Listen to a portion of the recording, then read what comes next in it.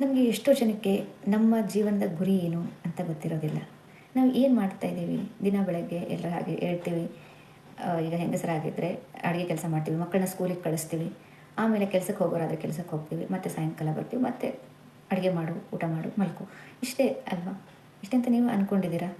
ನಿಮಗೆ ಕ್ಲಾರಿಟಿ ಇಲ್ವಾ? ನೀವು ಯಾವುದರ ಹಿಂದೆ ಓಡ್ತಾ ಇದ್ದೀರಾ, ಅಥವಾ ನಿಮ್ಮ ಜೀವನದ ಗುರಿ ಏನು ಅಂತ ನಿಮಗೆ ಗೊತ್ತಿಲ್ಲ ಅಂತ ಅಂದರೆ ನಾನು ಈ ವಿಡಿಯೋದಲ್ಲಿ ಅದ್ರ ಬಗ್ಗೆ ಹೇಳ್ಕೊಡ್ತೀನಿ. ಹಾಯ್, ನಾನು Bharathi, law of attraction coach.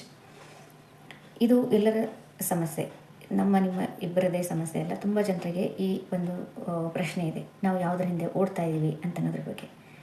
ಅದಕ್ಕೆ ಏನು ಮಾಡಬೇಕು ಅಂತಂದರೆ, ನೀವು ನಿಜವಾಗ್ಲೂ ಇದ್ರ ಬಗ್ಗೆ ಗಂಭೀರವಾಗಿದ್ದರೆ ಮಾತ್ರ ಈ ಒಂದು ವಿಧಾನವನ್ನು ಬಳಸಿ ಅಂತ ಹೇಳ್ತೀನಿ. ಒಂದು ನೋಟ್ಬುಕ್ಕಲ್ಲಿ ಮಿನಿಮಮ್ 21 ಡೇಸ್ ನೀವು ಇದನ್ನು ಫಾಲೋ ಮಾಡಬೇಕಾಗುತ್ತೆ. ಒಂದು ಫ್ರೆಶ್ ನೋಟ್ಬುಕ್ ತೊಗೊಳ್ಳಿ.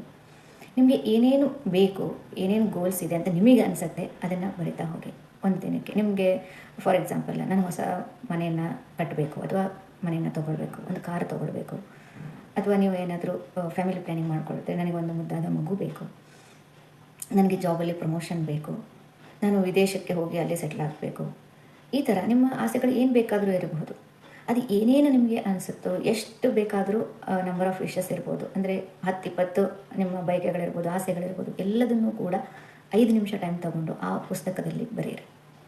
ಮಾರನೇ ದಿನ ಏನು ಮಾಡಿ ಅಂದರೆ ರಿಪೀಟ್ ಸೇಮ್. ಆದರೆ ಒಂದು ಷರತ್ತಿದೆ ಇಲ್ಲಿ, ಏನಂತಂದರೆ ನೀವು ಹಿಂದಿನ ದಿನ ಏನು ಬರೆದಿದ್ರಲ್ವ ಅದನ್ನು ನೋಡೋ ಹಾಗಿಲ್ಲ.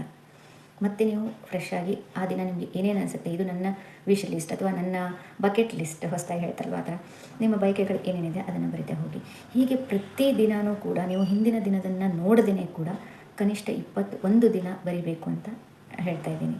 21 ದಿನ ಆದಮೇಲೆ 22ನೇ ದಿನಕ್ಕೆ ನೀವು ಹಿಂದೆ ಏನು ಬರೆದಿದ್ದೀರಾ ಅದೆಲ್ಲದನ್ನೂ ಕೂಡ ನೋಡಿ. ಅದರಲ್ಲಿ ಯಾವುದನ್ನು ನೀವು ಕಾಮನ್ ಆಗಿ ಬರೆದಿದ್ದೀರಾ ಪ್ರತಿದಿನ, ಅದೇ ನಿಮ್ಮ ಜೀವನದ ಗುರಿ. ಆಮೇಲೆ ನೀವು ಏನೇನು ಕಂಡುಕೊಂಡ್ರಿ ನಿಮ್ಮ ಜೀವನದ ಗುರಿ ಅನ್ನೋದನ್ನು, ನಾನು ಕಂಡುಕೊಂಡೆ ಅಂತ ದಯವಿಟ್ಟು ಬಂದು ಈ ವಿಡಿಯೋದ ಕೆಳಗಡೆ ಇರೋ ಕಮೆಂಟ್ ಬಾಕ್ಸಲ್ಲಿ ತಿಳಿಸಿ. ಇನ್ನೂ ಹೆಚ್ಚಿನ ಈ ರೀತಿ ವಿಡಿಯೋಗಳನ್ನ ನೀವು ನೋಡಬೇಕು, ಕಲಿಬೇಕು ಅಂತ ಆಸಕ್ತಿ ಇದ್ದರೆ ದಯವಿಟ್ಟು ನನ್ನ ಚಾನಲ್ನ ಫಾಲೋ ಮಾಡಿ. ಇನ್ಸ್ಟಾಗ್ರಾಮ್ ಹ್ಯಾಂಡಲ್ ಕೂಡ ಮೆನ್ಷನ್ ಆಗಿದೆ, ಇನ್ಸ್ಟಾಗ್ರಾಮಲ್ಲೂ ಕೂಡ ನನ್ನನ್ನು ಫಾಲೋ ಮಾಡಿ. Thanks for watching.